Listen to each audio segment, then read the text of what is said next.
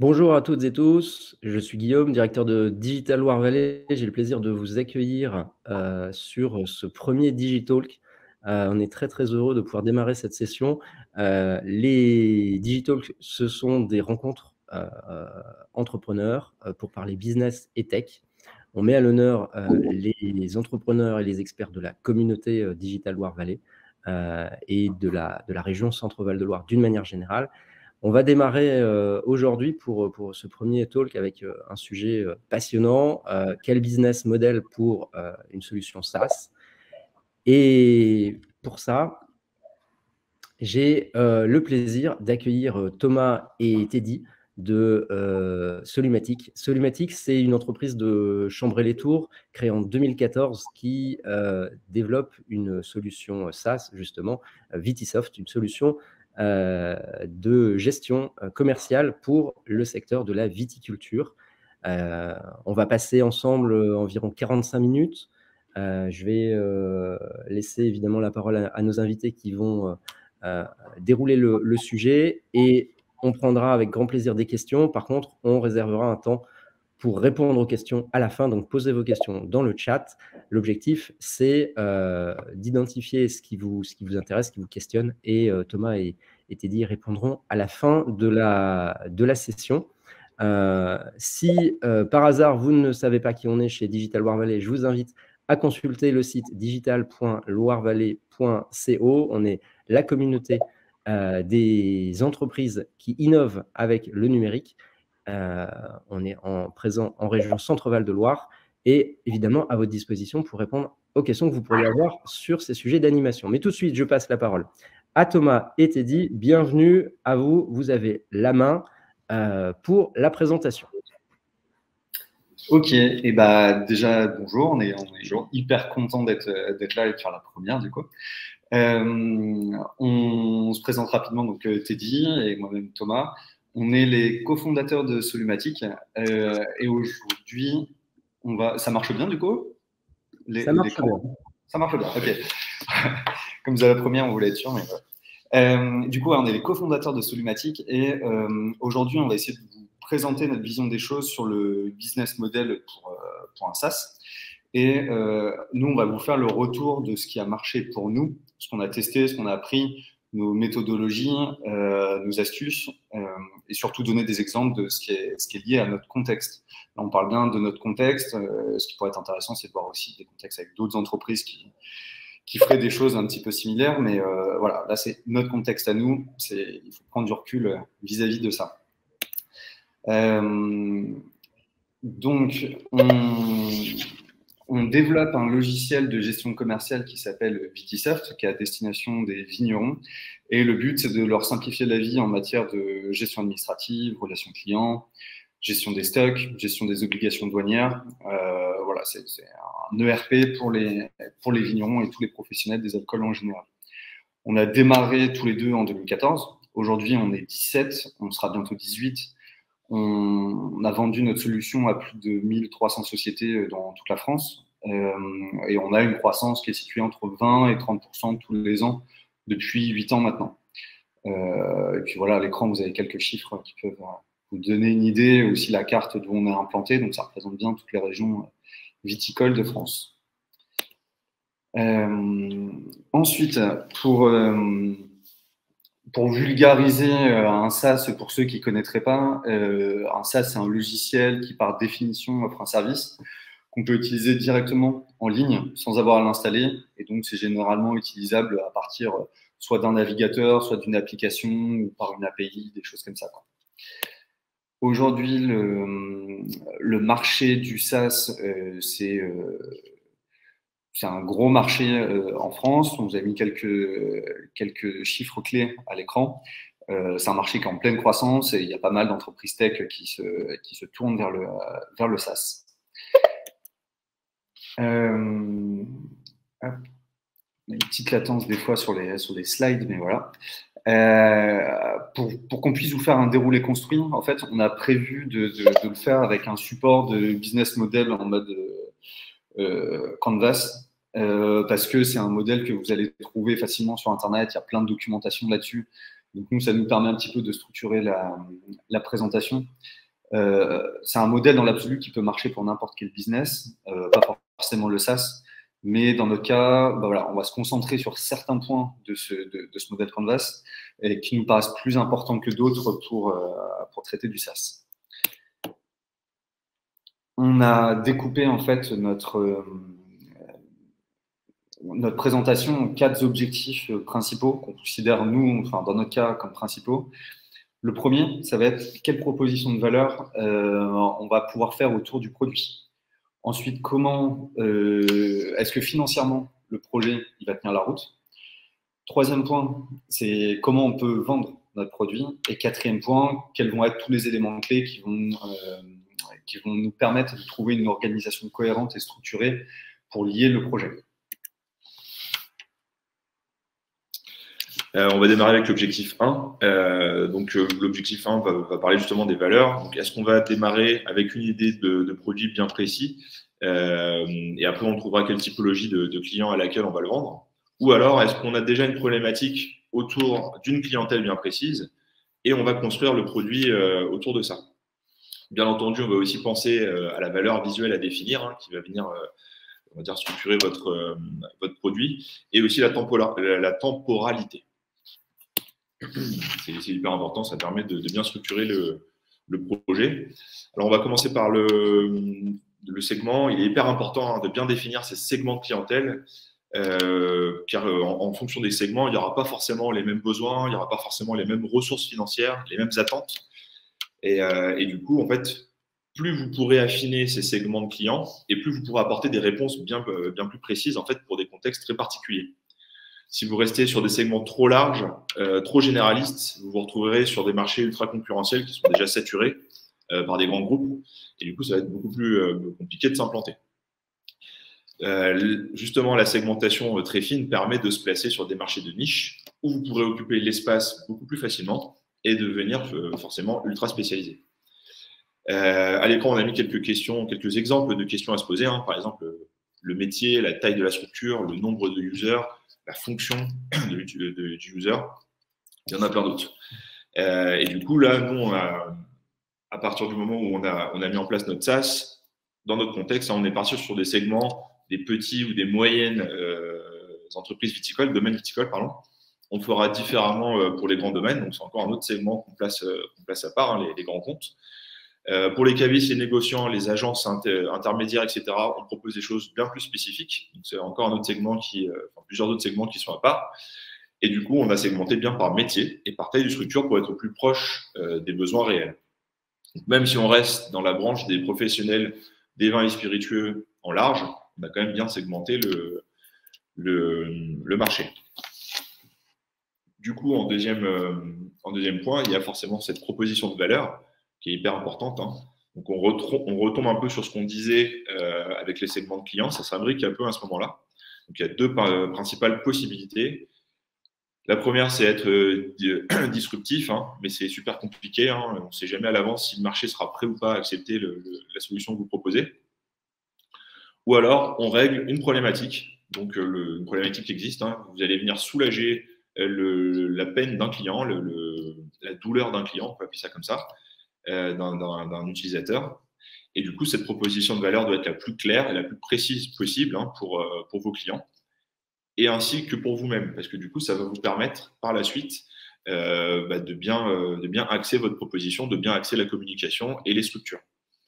Donc, bien définir sa proposition de valeur, c'est une des clés du succès du SaaS. Les deux autres valeurs à mettre en place, qui sont en parallèle, forcément, il y a la valeur visuelle qui doit être unique, cohérente, surtout cohérente avec le segment que vous allez choisir, le ou les segments que vous allez choisir, et cohérente avec la proposition de valeur. Donc, on doit vous reconnaître entre mille. Il y a plein d'exemples sur Internet, des logos que vous connaissez par cœur, même des couleurs qui vous font rappeler une marque ou quelque chose qui appelle justement à la proposition de valeur. Et en second temps, il y a forcément le timing qui doit être réfléchi justement pour anticiper, par exemple, des saisonnalités.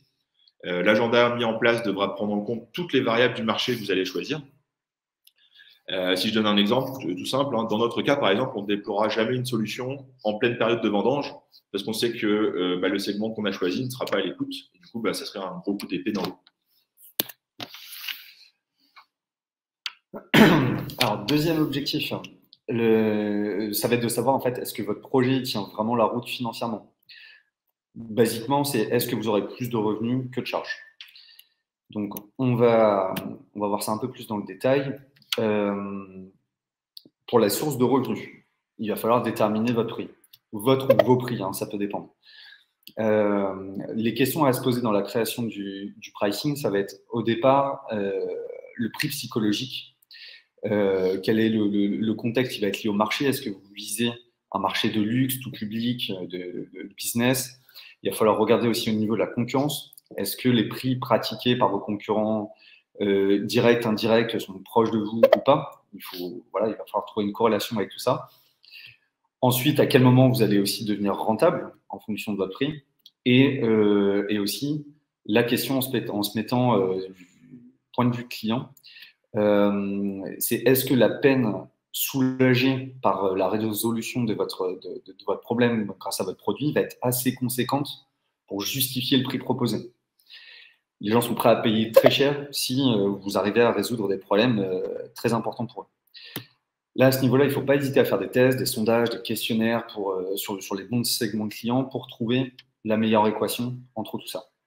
Il faut vraiment penser à tester. En SaaS, il y a de grandes chances que vous partiez sur un modèle d'abonnement. Dans ce cas-là, il y a des notions à connaître. Ça va être, la première, c'est la LTV. Grosso modo, c'est le montant total que rapporte chaque client tant qu'il est abonné. Donc, c'est à peu près la marge brute sur les revenus, hein, pour donner un ordre d'idée.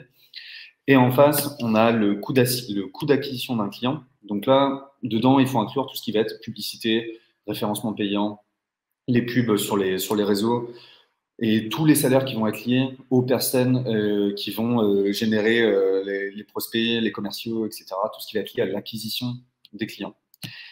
Et on considère dans les grandes lignes que votre business il va être en bonne santé si la LTV divisée par le CAC est supérieure à 3. Donc là, il faut vraiment que un client vous rapporte plus qu'il ne vous coûte, évidemment. Ça paraît logique. Pour ça, il y a des stratégies qui peuvent être mises en place. Nous, ce qu'on trouve pas mal, surtout au niveau des SaaS, c'est de le faire en 3 phases. Donc, il peut y avoir la première, c'est ce qui est lié au FOMO. C'est un terme qu'on trouve de plus en plus sur Internet. C'est créer une situation d'urgence pour le client. Donc, avec des réductions sur un laps de temps bien défini pour attirer, par exemple, les premiers clients, faire des disponibilités limitées, des choses comme ça. Ensuite, la deuxième phase, ça va être l'engagement des clients pour automatiser les médias, le nurturing, etc., pour conforter l'abonnement.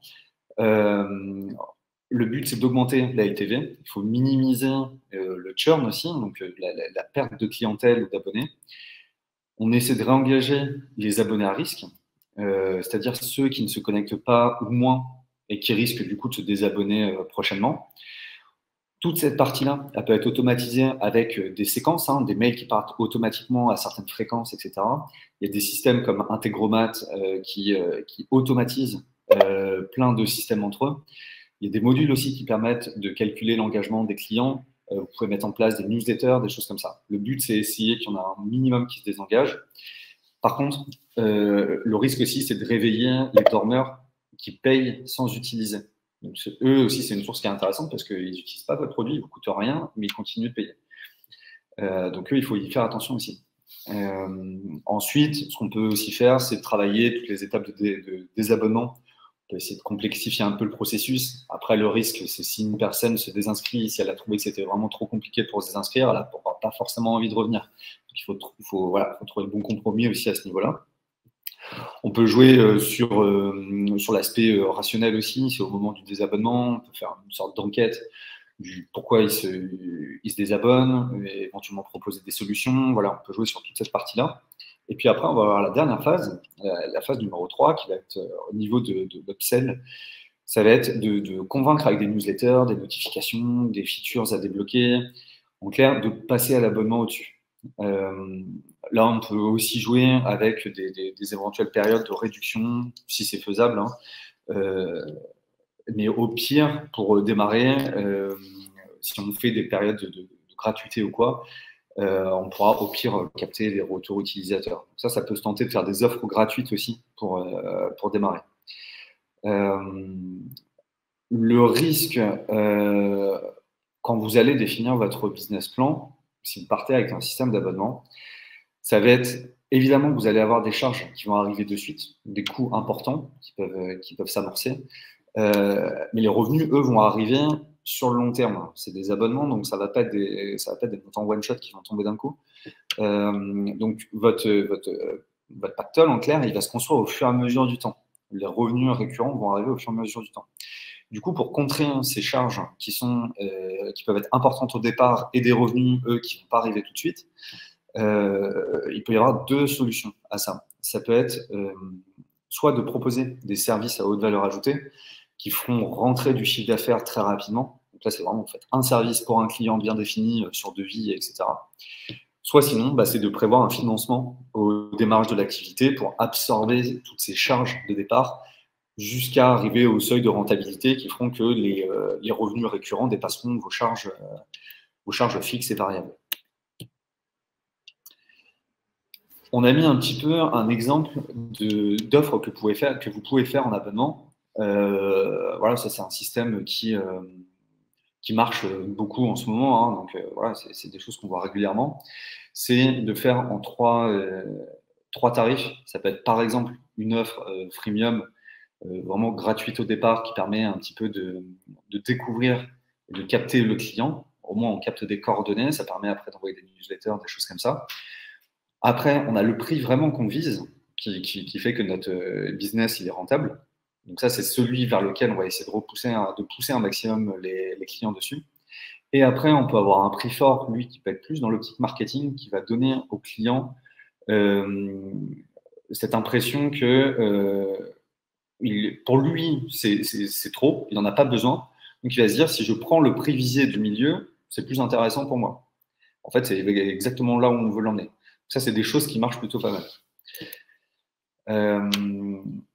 Après, là, on a mis un exemple concret de voilà comment ça peut se modéliser. Donc, le but, c'était d'essayer d'amener au maximum vers le prix du milieu. Donc, avec au niveau du design, ça peut se jouer avec justement cette colonne qui est bien mise en avant. Ça peut être aussi le bouton d'appel qui peut être aussi d'une couleur différente. Il y a plein de choses qu'on peut mettre en place à ce niveau-là pour vraiment essayer d'attirer le client vers l'offre qu'on a définie, l'offre centrale. Au niveau de la structure des coûts, ça va se décomposer en fait en deux types de charges. Les charges variables et les charges fixes. Le principal, c'est d'essayer d'anticiper au maximum toutes les charges.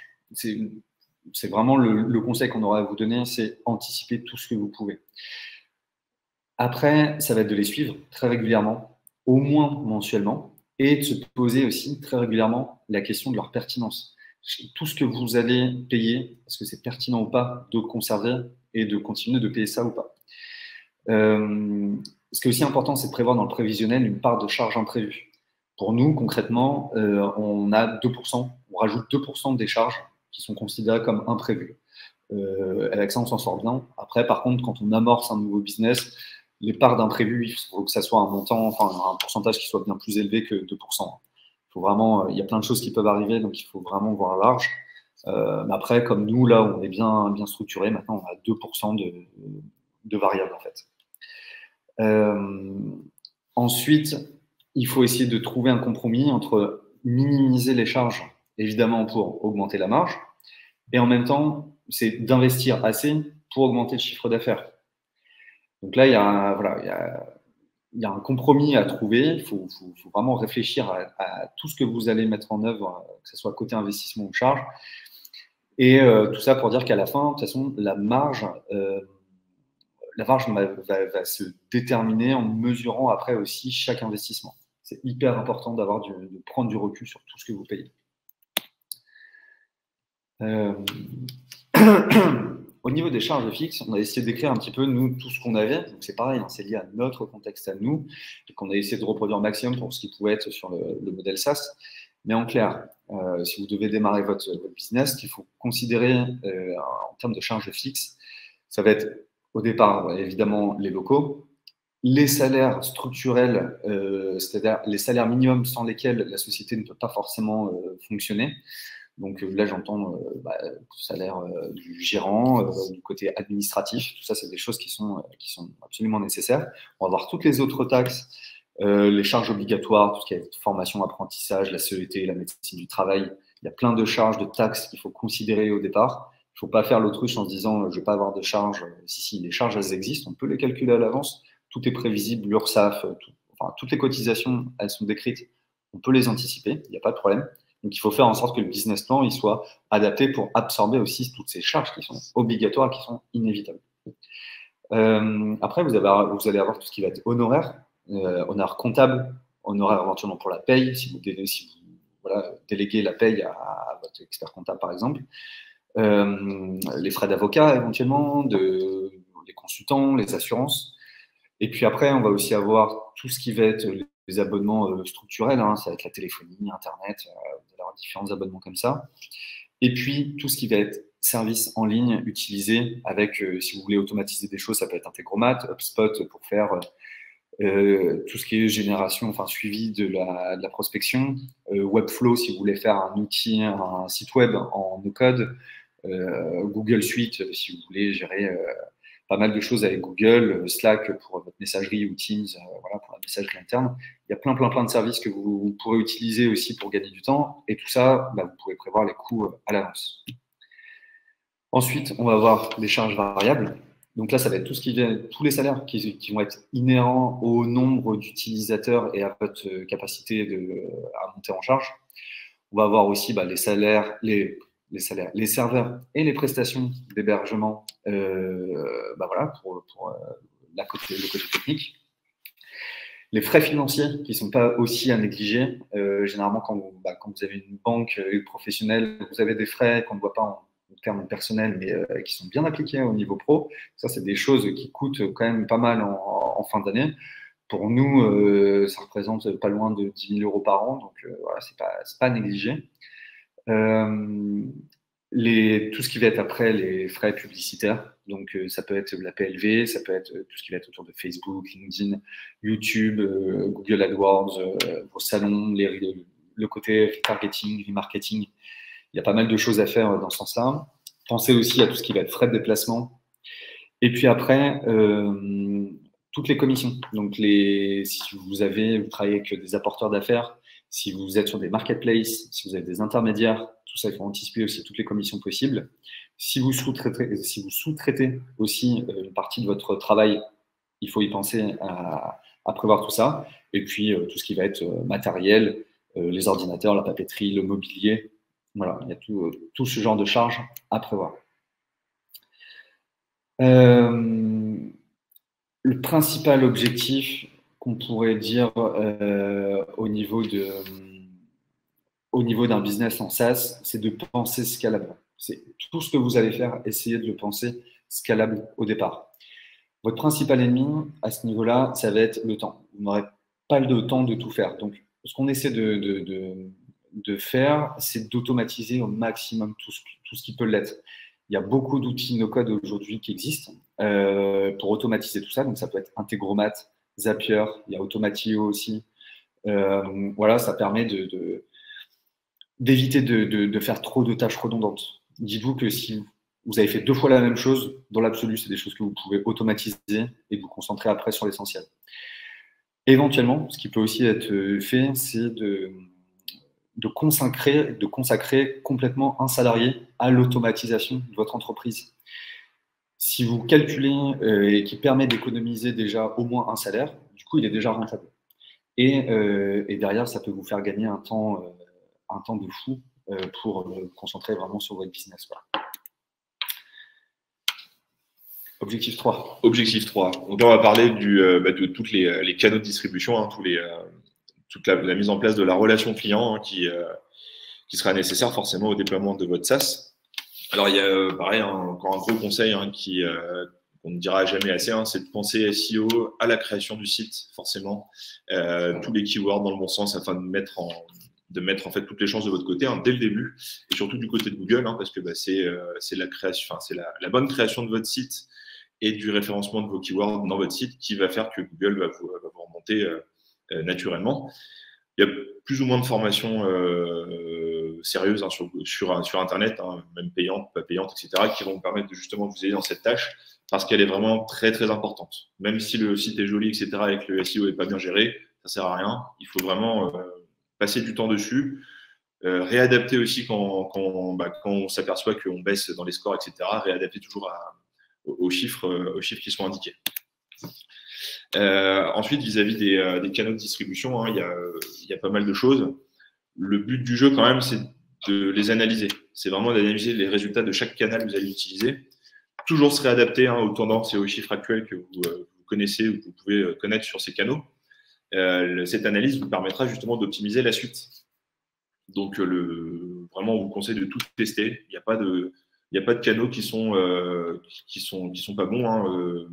Alors forcément, ça devrait être adapté au segment que vous allez utiliser. Donc, par exemple, je ne sais pas moi, YouTube, etc., qui peuvent être utilisés pour un public qui va être assez technique, pour avoir des conseils, pour avoir des webinaires dessus. Chaque segment n'aura pas forcément la même attention non plus, selon les canaux. Donc, encore une fois, réadapter à chaque fois. Cette partie-là, on l'a vu, on pourra carrément faire un live complet dessus. Elle est extrêmement complète, extrêmement complexe même. Donc, on se proposera de faire un live complètement sur cette partie. Pour en parler un peu plus, juste maintenant, on a deux types de canaux. Il y a les quantifiables, donc tout le monde les connaît, c'est le SIA pour le coup, les AdWords, les Bing Ads, toute la pub payante que vous pouvez faire directement sur les moteurs de recherche. Les publicités sur les RS, donc il y en a aujourd'hui, il y en a vraiment beaucoup. Facebook, LinkedIn, Instagram, tout le monde propose son business. Et c'est plutôt intéressant. Ça permet d'aller toucher vraiment des niches. Ça permet même d'augmenter la notoriété. C'est quand même pas rien. Donc, il faut y penser et il faut aller regarder les chiffres qui sont dessus parce que c'est intéressant. Les emailing, la newsletter, les salons, les foires, c'est pareil. Il y a plein de salons pro qui sont vraiment spécifiés à la niche que vous allez choisir et qui sont vraiment garants de prospects, de récupération de prospects. C'est assez fou. Par exemple, dans notre cas, on participe à quelques salons professionnels dans l'année qui nous rapportent énormément de prospects et qui augmentent aussi notre notoriété parce que dans notre cas, le fait d'être sur un salon, c'est gage de bonne santé. Donc, ça permet de monter un peu en grade à ce niveau-là. Forcément, le bouche à oreille, on peut le quantifier plus ou moins, mais c'est pareil, c'est un beau canal. Et les partenaires. Donc, les partenaires avec lesquels vous allez travailler pourront être prescripteurs et ça, c'est facilement quantifiable.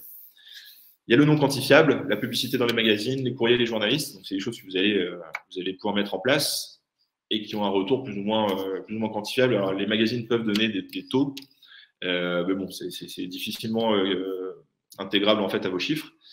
Du coup, il faut vraiment les considérer comme non quantifiables. Au niveau des journalistes, c'est pareil. Alors, c'est bien de se faire voir au niveau des journalistes parce qu'il y a pas mal d'articles qui peuvent tomber sur des prospects et qui peuvent être intéressants. Donc voilà, on fera vraiment un live complet dessus parce que on peut encore en parler beaucoup plus. Toujours dans l'objectif 3, il y a la relation client. Donc là, c'est pareil, forcément, dans votre business, vous allez devoir gérer des clients, je l'espère.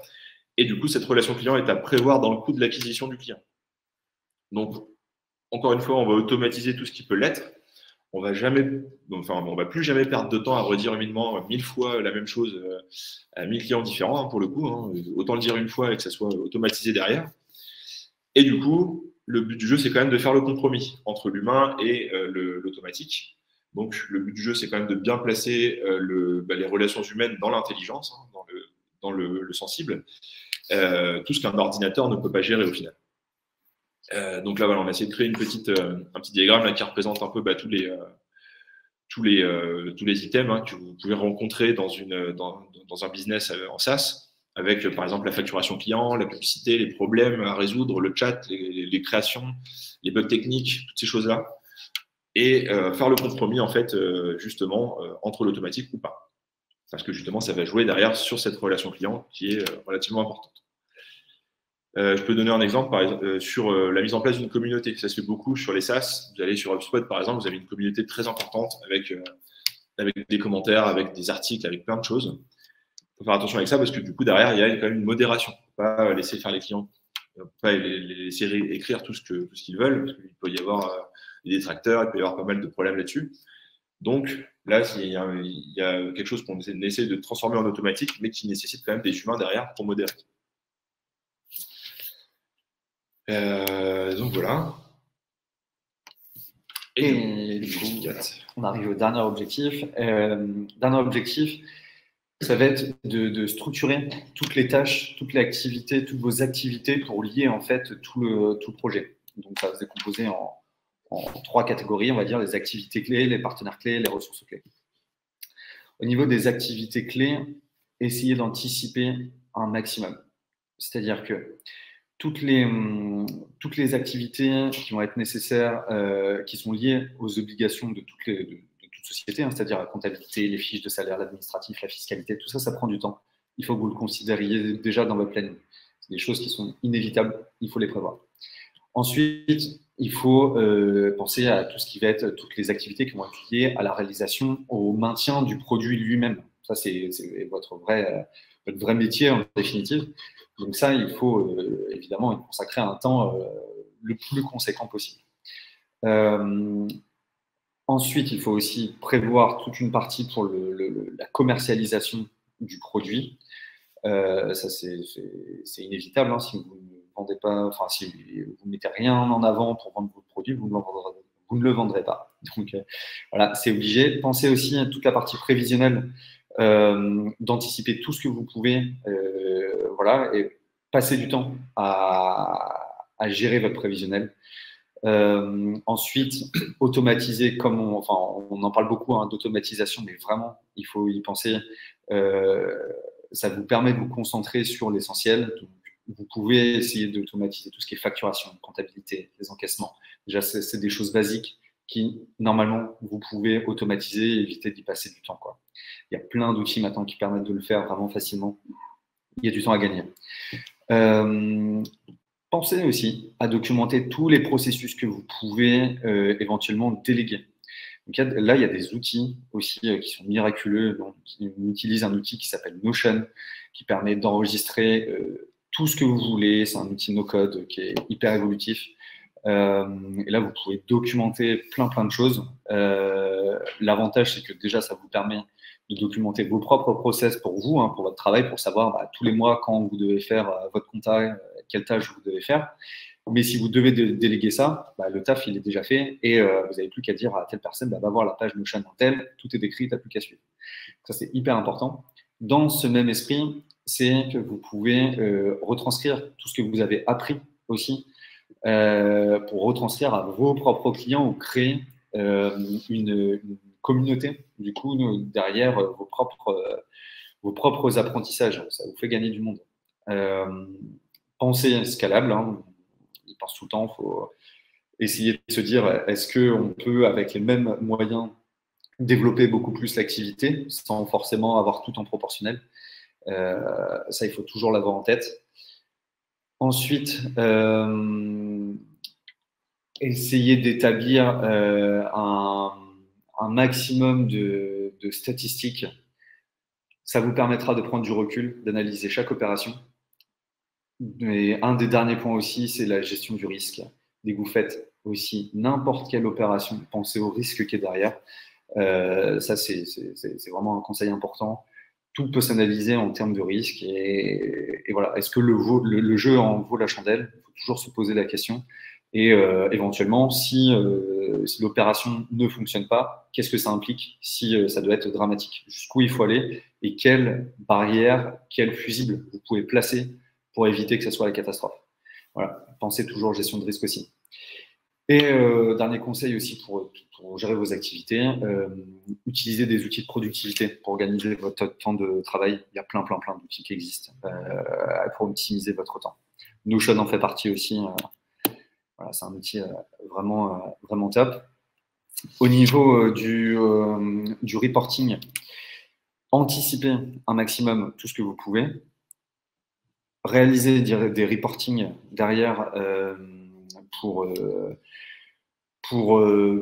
pouvoir analyser derrière, ressortez des stats et derrière, ça vous permettra de refaire le tour, de réanticiper des choses et d'analyser en fait à chaque fois tout ce que vous pouvez faire. Donc, essayez de le faire le plus régulièrement possible, ça vous permet de prendre du recul sur votre activité.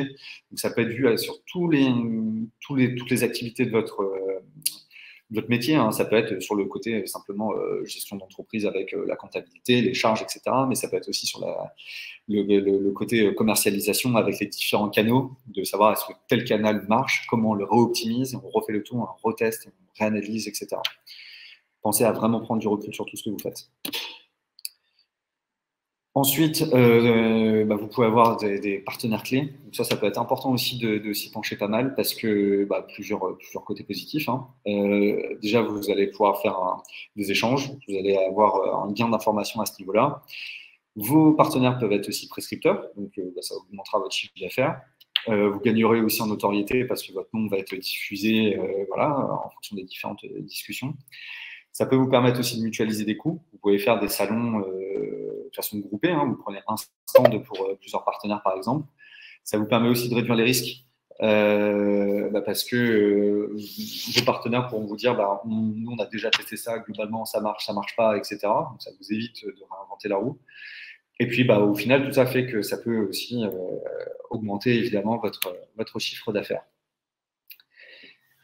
Et au final, dernier point, et on va avoir fini, au niveau des ressources clés. Donc, on a un petit peu gardé ça en conclusion. Ça récapitule pas mal le projet. Vous allez avoir 3 principales ressources clés. Pour un SaaS, ça va être les salariés, donc, qui vont s'occuper du développement, la création du produit. Au niveau du marketing, de la publicité, il faudra donc, comme on avait dit au départ, des personnes liées à la gestion, à l'administration de l'entreprise en général. Et puis peut-être, vous aurez besoin de personnes pour gérer tout ce qui est formation et maintenance autour de votre produit. Ensuite, deuxième ressource, ça va être tout ce qui va être autour de la structure IT de votre entreprise, hein. Ça va être les serveurs, l'hébergement, etc. Pensez scalable aussi dès le départ à ce niveau-là, pour dire qu'on est 10 clients ou 1000, il faudra arriver à passer les caps au fur et à mesure, donc il faut y penser dès le départ. Et puis, dernière ressource, c'est la trésorerie. Il faut absolument maîtriser sa trésorerie, la suivre le plus souvent possible. Voilà, je pense qu'on a fait pas mal le tour à ce niveau-là. Est-ce qu'il y a des questions maintenant, Guillaume? Super. Merci Thomas, merci Teddy. Super présentation, très riche. Il y a des points qui effectivement mériteraient d'être approfondis. Enfin, tous les points mériteraient d'être approfondis. On pourrait faire des lives sur chaque point et on en fera un. Effectivement, c'était prévu. Sur la partie des canaux, parce que c'est un gros sujet. En tout cas, merci beaucoup pour cette présentation complète et très instructive, en tout cas je l'espère. Je vous propose de passer à la partie des questions. Du coup, je rappelle, vous pouvez poser vos questions sur le chat. Si vous avez des questions, posez-les pendant que je prends les premières. On nous a demandé s'il serait possible de diffuser la présentation. Qu'est-ce que vous en pensez, Thomas, Teddy? Ah oui, sans problème, pas de souci. Aucun problème. C'était la question de Laura. Benjamin nous demande si vous pouvez détailler la façon dont vous avez organisé votre équipe commerciale au sens large, c'est-à-dire depuis le marketing jusqu'au customer success. Maintenant ou en évolution? Parce que c'est vrai que ça a beaucoup bougé. C'est vrai qu'on peut le faire maintenant, ça peut être plus détaillé. Ouais. Comment on pourrait… si on commence par le début. En fait, globalement, il y a Teddy qui s'occupe pas mal de la stratégie, côté stratégie commerciale au départ pour arriver à générer des leads. Donc, ça va être la mise en place d'actions de communication sur plein de points d'entrée, hein.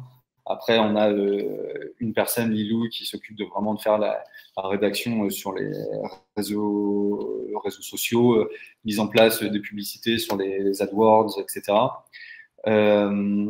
Et après, derrière, ça va enchaîner sur des commerciaux qui vont, du coup, enfin, quand les leads tombent dans nos différents pipes, du coup, on récupère les coordonnées. Et là, en fait, on a beaucoup automatisé pour éviter d'embaucher enfin, trop de monde et qu'il y ait des coûts qui montent assez vite. Donc, du coup, on utilise HubSpot pour automatiser au maximum tout le côté, comment dire, nurturing des leads. Le parcours lead, ouais. Le parcours lead est vraiment automatisé grâce à des flux de travail qui récupèrent en fait la fiche du client, qui lui envoie un mail, qui vérifie si le client a bien regardé les vidéos, a bien regardé les présentations, qui permet aussi de prendre des rendez-vous automatiquement. Donc toute cette partie-là, on l'a complètement automatisée pour que en fait le commercial n'ait qu'à qualifier le client et lui proposer la meilleure chose derrière à la fin, sous devis ou par téléphone. Là, c'est pareil. Au début, on ne le faisait pas parce que forcément, on a commencé, on a testé plein de choses.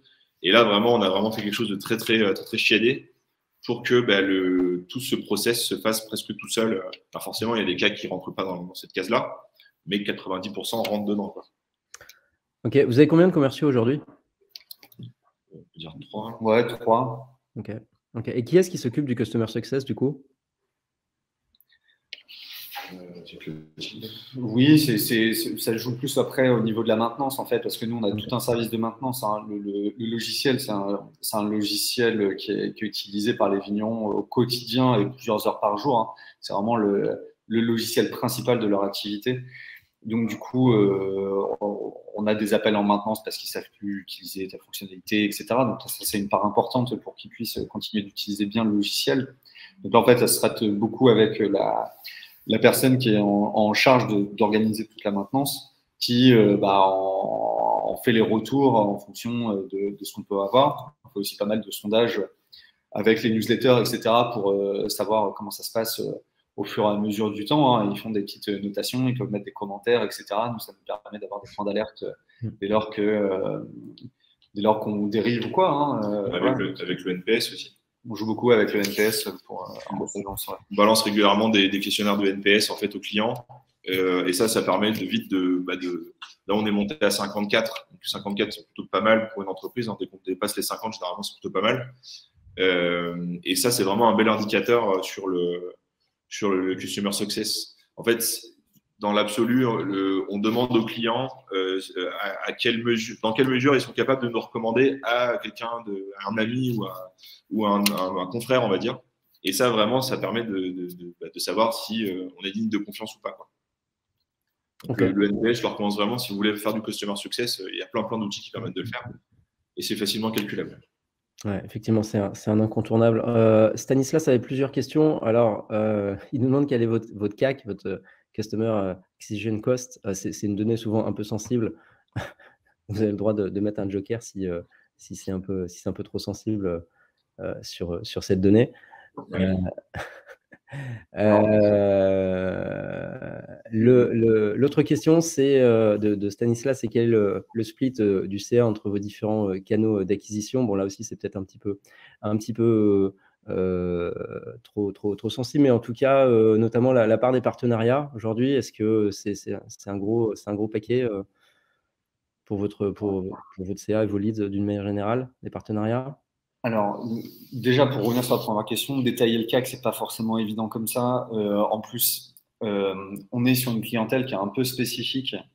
Les vignerons, pour changer de logiciel de gestion commerciale, parce que, comme je disais, c'est un logiciel qui est utilisé beaucoup toute la journée, etc., ils peuvent mettre une semaine, comme ils peuvent mettre 2 ans à se décider. Donc, évidemment, ça peut être très, très large le coût d'acquisition pour certains clients parce que des fois, il peut y avoir 15 rendez-vous pour arriver à motiver la personne. Comme des fois, ça peut jouer en 24 heures, c'est plié et on n'en parle plus. Donc, ça, c'est nous quelque chose qu'on a vu maintenant sur le temps, hein. Ça s'équilibre bien sur le temps. Voilà, une rotation qui se met à ce niveau-là. Et en plus, ça va dépendre aussi des canaux d'acquisition. Donc, évidemment, quand on a des clients qui nous ont simplement rencontrés depuis un salon, c'est pas le même coût que de faire de la pub AdWords. Donc, ça va vraiment dépendre du canal, quoi. Les partenariats, c'est quelque chose qu'on n'utilisait pas énormément avant. Là, on a carrément une personne qui est en charge des partenariats à temps plein maintenant. C'est quelque chose qu'on développe. Ça fait pas très longtemps qu'il est là, donc ça démarre tout juste. Mais c'est quelque chose qu'on veut vraiment développer de plus en plus. Nous, on joue beaucoup sur le côté satisfaction de client aussi parce que le bouche à oreille dans ce milieu, il est gigantesque. En plus, même si on travaille dans toutes les régions de France, les vignerons font des salons dans toute la France et ils se croisent. Donc, même ceux qui sont en Alsace connaissent les vignerons du Languedoc. Il n'y a pas de problème, ils se connaissent tous. Donc, du coup, voilà, nous, le côté satisfaction, elle est hyper importante, ça joue énormément. Si le voisin a déjà le logiciel, bah, c'est déjà plié, quoi. La vente, elle est quasiment faite. Okay. Après, dans les partenariats, il y a aussi la notion des groupements vignerons qui sont soit des syndicats, soit ce genre de groupement, des syndicats, des maisons des vins, par exemple, ou ce genre de choses qui sont aussi c'est des bons prescripteurs. Et à partir du moment où on ajoute un avantage, que ce soit une réduction, que ce soit, peu importe, des formations régulières ou ce genre de choses, généralement, ces groupements sont plutôt contents de nous recommander. Surtout, même si derrière, il y a un customer success chez les clients assez haut. Parce que du coup, ça leur donne aussi un peu plus de notoriété, sachant qu'ils recommandent une solution qui est plutôt appréciée. Donc, c'est donnant-donnant et ça fonctionne vraiment très bien. Là, aujourd'hui, sur certains partenariats, on a fait des centaines et des centaines de clients. Et est-ce que vos utilisateurs eux-mêmes, en direct, vous recommandent? Est-ce qu'il y a un programme de, je sais pas, de fidélisation, enfin, en tout cas, voilà, de reward individuel? Ouais, c'est ça. On a un système de parrainage, en fait. Hein. Yeah. Un système de parrainage. Puis, globalement, voilà, ça permet d'avoir le parrain gagne 3 mois de maintenance et le filleul aussi. Et on joue aussi en fonction de la saisonnalité. On connaît bien, nous, la saisonnalité de nos ventes. Maintenant, c'est bien établi. Et du coup, on joue aussi là-dessus pour se dire, bah, en fin d'année, on sait qu'on va péter les scores en termes de vente. Du coup, on pousse encore plus les clients à aller dans ce sens-là parce que c'est en fin d'année que les nouveaux vont s'équiper, majoritairement, hein, pour simplifier. Donc là, on double les offres de parrainage. On dit, si vous faites passer un confrère avant le 31 décembre, bah, c'est 6 mois d'un coup, quoi. Donc ça en motive bien aussi. Ça motive beaucoup à aller en parler à droite à gauche, quoi. Donc on essaie de jouer sur ces facteurs-là. On voit que c'est bien rodé. Une question de Guillaume qui demande au bout de combien de temps votre SaaS a été rentable et comment vous valorisez le développement de nouvelles fonctionnalités dans votre pricing. Ça va être très intéressant aussi ce sujet de comment on fait évoluer ça va être un peu faussé dans notre cas parce qu'en fait, nous, au tout départ, on n'était pas en SaaS. Vitisoft, au tout départ, c'est en logiciel installé chez le client parce que les vignerons, ils sont dans la pampa et il n'y a pas Internet. Donc, du coup, impossible de tout faire en full web, quoi. Donc, au départ, c'était installé chez les clients avec en mode licence. Hein. Ils achetaient une licence one shot et après, on facture de la maintenance mensuelle pour couvrir les frais de téléphonie, de maintenance et aussi des nouvelles fonctionnalités. Ça recoupe la question d'après. Après, on a développé une partie SaaS. Et du coup, pour nous, elle a été rentable très très vite parce que le produit, il existait, il suffisait simplement de le dupliquer sur des serveurs. Et donc après, il y avait des questions d'hébergement, des choses comme ça. Donc nous, ça a été très vite parce que dans les 6 mois, en fait, on a été rentable sur le côté SaaS. Mais voilà, c'est pour ça que c'est un petit peu faussé et qu'il faudrait voir sur d'autres entreprises qui sont parties en mode SaaS dès le départ. Là, on ne peut pas trop rentrer dans le détail à ce niveau-là, c'est un peu faussé. Ok. Et la deuxième partie de la question, comment tu valorises le développement de nouvelles fonctionnalités? Parce que j'imagine que l'outil, la plateforme évolue. Est-ce que le pricing évolue? Comment vous arbitrez? Alors, nous, on est parti sur… alors ça joue aussi avec la concurrence, hein, parce qu'on a pas mal étudié la concurrence, ce qu'elle faisait, et aussi leurs défauts pour venir à contre-pied là-dessus. Nous, notre pricing, il évolue pas. C'est-à-dire que dès que les clients ils ont signé pour un contrat, pour un montant, ça ne bougera pas. On a des clients qui sont sur d'anciens tarifs, hein. Ça n'a pas bougé d'un centime depuis 8 ans, quoi. Après, on fait évoluer quand même notre prix de départ. Hein. Le prix public, lui, il évolue au cours du temps, voilà, en fonction des nouvelles fonctionnalités. Mais dès lors que les personnes sont abonnées à un tarif, ça ne bougera pas pour eux, et parce que les autres font des augmentations énormes. Et donc, nous, ça fait partie de notre deal de se dire, vous ne bougerez pas. c'est fixé dans le temps. Et voilà, c'est une valeur sûre. Après, on inclut du coup le coût des fonctionnalités dans le coût de l'abonnement. Hein, c'est inclus dedans. Ok, super. Moi, j'ai une question sur la segmentation. Je reviens un peu au début de la présentation, du coup. C'était très bien expliqué ce sujet de segmentation des cibles. J'ai compris qu'il y avait du coup des fonctionnalités spécifiques qui s'adressaient aux différents segments. Comment vous arbitrez les efforts à produire pour justement éviter la dispersion, parce que vous avez envie de faire plaisir aux cibles que vous avez identifiées, et en même temps, vous ne pouvez pas tout faire en même temps. Est-ce que vous avez construit une roadmap en disant on va faire ça d'abord, et puis on sait que ça, on le fera plus tard? Voilà. Comment ça s'est passé? Alors, ça dépend en fait ça dépend des différentes cibles. Par exemple, si on le fait concrètement, si on en parle concrètement, notre cible principale sont les vignerons. Après, si on veut partir sur des cibles un petit peu annexes, d'autres segments, par exemple les cavistes, on sait qu'ils ont des besoins un petit peu spécifiques. On attaque un petit peu dessus. On a développé des choses un peu particulières pour eux, mais derrière, on ne se spécialise pas à fond dessus parce qu'il y a beaucoup de concurrence sur les cavistes. Voilà, il y a déjà beaucoup de concurrents dessus. Donc, on sait que si on veut vraiment être dans les premiers à ce niveau-là, on aura un effort conséquent à produire. Or, il y a d'autres métiers sur lesquels il n'y a pas de concurrence. Et donc, autant produire un effort dessus conséquent parce qu'on pourra être vite les premiers dessus. Donc voilà, ça, on le fait en fonction des retours clients, on analyse leurs besoins réels. On utilise les demandes. Ouais, voilà. Plus il y a de demandes sur un point et plus on estime qu'il est important, naturellement, quoi. C'est ça. Si une fois on tombe sur un client qui a un métier un peu spécifique et qui nous fait des demandes particulières, généralement, on ne va pas y aller s'il n'y en a qu'un. Par contre, si ça fait 15 fois qu'on nous fait la demande, on se dit qu'il y a peut-être un marché à prendre, et donc là, on commence à s'y intéresser plus sérieusement. Mais là, c'est pareil, c'est de la flexibilité qu'il faut avoir, c'est analyser et puis après, arbitrer en fonction des opportunités aussi. Hein. Des fois, c'est comment dire, au jour le jour. Hein. On a pu ouvrir, nous, un marché sur l'Alsace où ils ont des spécificités en termes administratifs, etc. On ne pensait pas aller sur ce marché-là, mais là, on avait une opportunité pour gagner tout de suite une trentaine de clients d'un coup si on développait. Bon, on s'est lancé dessus direct, on ne s'est pas posé la question. Donc, c'est aussi en fonction des opportunités, quoi. Ok, super. Vous êtes à l'international aujourd'hui? Non, concrètement, il y a plus de 50 000 vignerons en France. On en touche 1000 pour l'instant. On a 2% du marché. Il nous en reste 98 à conquérir, donc on a de quoi faire. Ok, ça marche. Vous êtes bien dans vos baskets, j'ai envie de dire, ou bien dans vos bottes dans les vignes. En tout cas, c'est une très belle trajectoire. Moi, je vous félicite vraiment pour ça. On est super content de vous avoir dans la communauté. Vous êtes membre de l'association depuis quelques mois. Ça, c'est vraiment top.